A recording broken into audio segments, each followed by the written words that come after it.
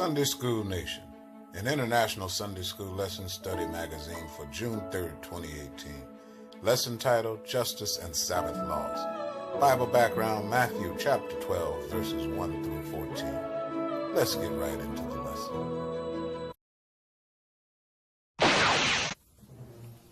Mathew chapter 12, beginning with verse 1. At about that time, Jesus was walking through some grain fields on the Sabbath. His disciples were hungry, so they began breaking off some heads of grain and eating them. But some Pharisees saw them do it and protested. "Look, your disciples are breaking the law by harvesting grain on the Sabbath." Jesus said to them, "Haven't you read in the scriptures what David did when he and his companions were hungry? He went into the house of God, and he and his companions broke the law by eating the sacred loaves of bread that only the priests were allowed to eat. And haven't you read in the law of Moses that the priest on duty in the temple may work on the Sabbath?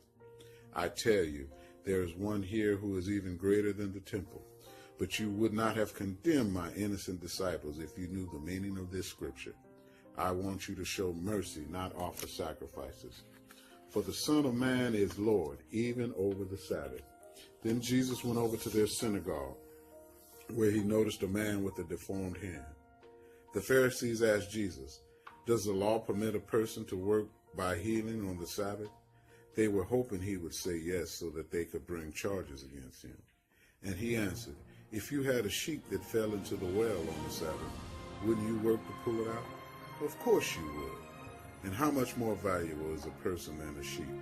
Yes, the law permits a person to do good on the Sabbath." Then he said to the man, "Hold out your hand." So the man held out his hand, and it was restored, just like the other one. Then the Pharisees called a meeting to plot how to kill Jesus. The Gospel of the Lord.